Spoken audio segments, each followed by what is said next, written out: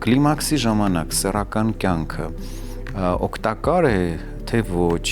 կա կարծիք, որ պետք է զերծ մնալ, եւ կա տեսություն, որ հակառակը պնդում է, որ գուցե եւ դրանով պայմանավորված այն աբերի կլիմաքսի ավելի ուշ դրսևորումների։ Սեռական կյանքը կլիմակտերիկ շրջանում, ինչպես նաև ողջ կյանքում միանշանակ օգտակար է։ Հիմա ավելի ոնց որ մանրագրքիտ ասենք, այո, իհարկե կարող է նվազեցնել կլիմակտերիկ համախտանիշի դրսևորումները միանշանակ, որովհետև սեռական կյանքը, հատկապես լիարժեք սեռական կյանքը, հա, կնոջ մոտ այն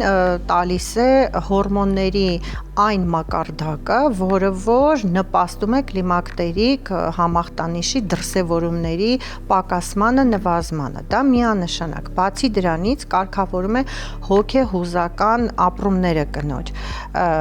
Սրան գումարած նաև իհարկե կնոջ բոլոր այն ապրումները իր արտաքինի եւ այլնի վերաբերյալ դա էլ է նվազեցնում, որովհետեւ կինը իրեն ցանկալի է պատկերացնում։ Բացի դա, պետք է ասել, որ այն հորմոնները, որոնք որ կինը ստանում է սերմնահեղուկի հետ, դրանք էլ շատ օգտակար են օրգանիզմի համար։